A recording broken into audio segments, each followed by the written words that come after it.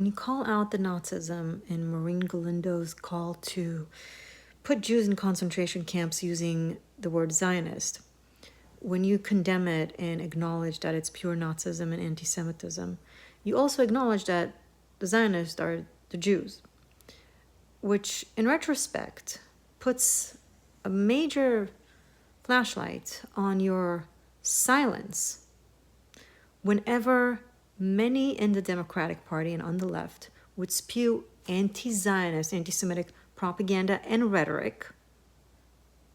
You would either be silent or you yourself partook in it. I find AOC calling Maureen Galindo vile. First of all, it's true.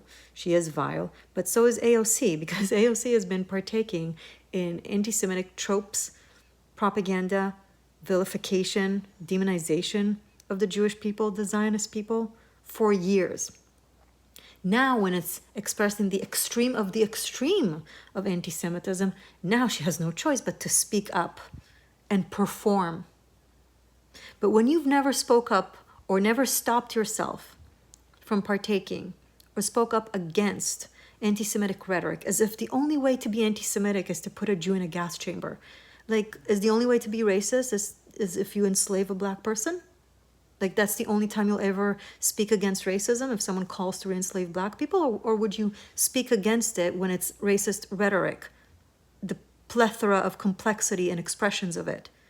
As complex as anti-black racism is, it's on steroids more complex anti-Semitism, because it's a looking up and a looking down form of discrimination and bigotry, and it's 5,000 years old, and it's been playing out incessantly every century. So it is highly complex, it's highly versatile in its expressions, but you only rise up when it's the extreme of the extreme of the extreme, as if it doesn't exist until then. And many of you try to deflect and claim that this democratic person has been funded by a Republican group. You don't even know what this group is about. You don't know yet. Maybe it's Republican funding, maybe it's Democrat funding. We don't know yet. Either way, it's vile. Point is, she still has voters, many Democratic voters, who put her in that position. And you can't ignore or deflect or gaslight from that. And trying to gaslight the Jewish people from the infestation of anti-Semitism in the Democratic Party by pointing blame to the Republicans, everybody needs to do a clearing job.